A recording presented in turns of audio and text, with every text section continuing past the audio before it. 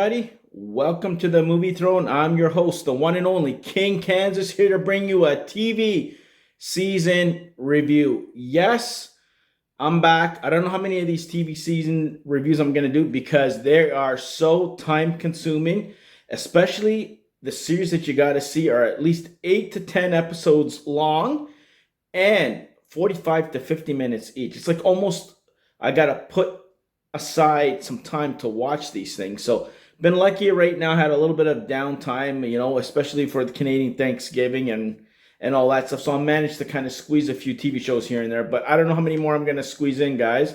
But I decided to do 9 Perfect Strangers. That's streaming. Well, it was streaming on Hulu, but then I caught it on Amazon Prime, and everybody told me, King, got to check this show. It's 8 episodes long. It's about 50 minutes each. It's rated R. It came out this year. It's a drama, sci-fi thriller, I guess if you want to call it that. It's directed by Jonathan Levine or Levine, whatever you want to call it, or pronounce his name. It stars, listen to this cast, guys. Nicole Kidman, that's where it sold me on. Okay, Nicole Kidman, she plays the wellness leader, I guess, who's in charge of things. Luke Evans, he's the investigator slash gay guy. That's what he comes across. That's what he says. Who has some problems and issues. You got Michael Shannon, Asher Keddie, Grace Van Patton, and they're the family that gone through grief. Spoiler. So, guys, let me give you a heads up because if you haven't seen the series, go watch it. Come back because I'm spoiling things as I'm describing who these guys are and a few details because I'm not going to go through complete details, but there is spoilers. Go check it out for yourselves. Come back in the comment section below. Tell me your thoughts later because I'm going to tell you what I thought of the series and be descriptive here. So I apologize if I kind of jumped the gun a little bit. Anyways, Michael Shannon's, Asher Keddie, and Grace Van Patten's family, they went through some tragedy. You find out that their son, her twin brother, killed himself, committed suicide, which is pretty damn sad to hear. And they're dealing with it. You knew something was up when you first meet him, especially the wife who's kind of quiet and doesn't want to touch and distant from everybody. And the daughter's a little bit on the emotional side. And he's kind of like too talkative, more talkative than the king. Anyways, you got Bobby Cannavale. He's dealing with either some drug issues. He was a pro athlete that got hurt and he eventually got hooked on painkillers. He didn't see his kid and family, separated from them. He's a complete asshole. Let's just say that, douchebag, okay? He comes off like that right off the bat when he meets Melissa McCarthy's character who's driving to this place to get help. She's offered it. She's a writer who had success that her last book kind of went down, and she's created this imaginary relationship maybe with this guy online that didn't really like her and shit. So she's kind of dealing with issues there, emotional issues and going. You got Samara Weaving and Melvin Gregg. It's a married couple. You see them driving a yellow Lamborghini and they're having marital problems. I don't know. They're not connecting. He's feeling a little disconnected because you find out that he won the lottery and he was a hard worker and the money's kind of affected them in a negative way. So they're there to deal with their shit. And the last one to run off the 9 strangers that joined this wellness center is Regina Hall. Her husband apparently cheated on her. And she's having, anger issues and all this stuff. They took her kids away and she doesn't like the fact that her husband is with this young person and with their kids and shit. So she's kind of lost it a little bit and they all end up there. You got Manny, Jacinto, and Tiffany Boone. They kind of have something going on there. Nicole Kidman's assistants in the center there. And you find out somehow they're involved in a love triangle with Nicole Kidman. She likes the guy that, trust me, it's a complicated things and it kind of interferes here and there and kind of steers them. One of them in particular near the end, but I'll get to that. Okay, guys. So the key things that I think you guys need to know about, this thing is a roller coaster ride. The beginning starts off with everybody getting there, getting introduced to each other. They're at each other's throats. And eventually over time, you find out a little bit about every character and stuff like that. I pretty much went through what each character went through in a gist, guys, as simple as I could when I was naming their, who was in there, the cast basically, right? But yeah, so they slowly find out that they're drinking these smoothies, and these smoothies are making them see things. They're hallucinating. So they're psychedelic drugs.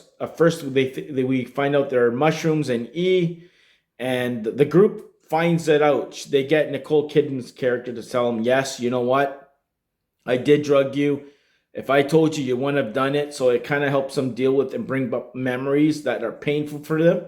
And then eventually, which is the weirdest part of it all, they kind of forgive her and then end up wanting to take more and stronger dosages just so they can kind of feel better and deal with what the hell they're going on with and shit like that. And in the meanwhile, you got Nicole Kidman. You find out that she's been traumatized. Like, she apparently was shot because she was cheating with married people, and someone found out and she got shot and she ended up dying supposedly. I guess she was on her deathbed, seeing the light, seeing her daughter, and that kind of brought her back, kind of thing, to where she is, that she's kind of turned her life around because she really hated herself. We didn't know exactly what event that was. We find out much later that being shot related to something else, actually to Regina Hall's character. Apparently, Nicole Kidman had slept with her husband, which led him to kind of go with some other younger person. So she gets attacked near the end, like episode 6 or 7. Like, holy shit. Like, I'm telling you, you're like, what? And you find that out because she puts on a contact lens that kind of flash back to the person who shoots her, and she forgives her. I'm like, are you serious? You shot me and I'm going to forgive you? I don't think so. Anyways, she ends up getting locked up in her room. And as things are unraveling, because things with the drugs are going well, and then all of a sudden they're taking a downfold. You had the Michael Shannon, and the actress who played his wife, she has like a psychotic break. She just freaks out because she's seeing her dead son talk to her. And then Nicole Kidman kicks her plan in high gear. Like, she did something that was similar to another group, and someone apparently died, and you find out there's a lawsuit, and that's how you get Luke Evans' character going undercover investigating, but she knows that, so she has him film shit and stuff.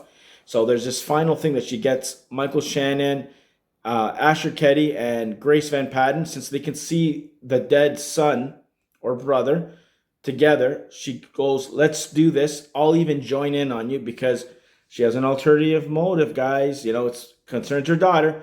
We find out, guys, this is the sad part, which is like, are you serious? Now it makes sense why she's doing all this shit.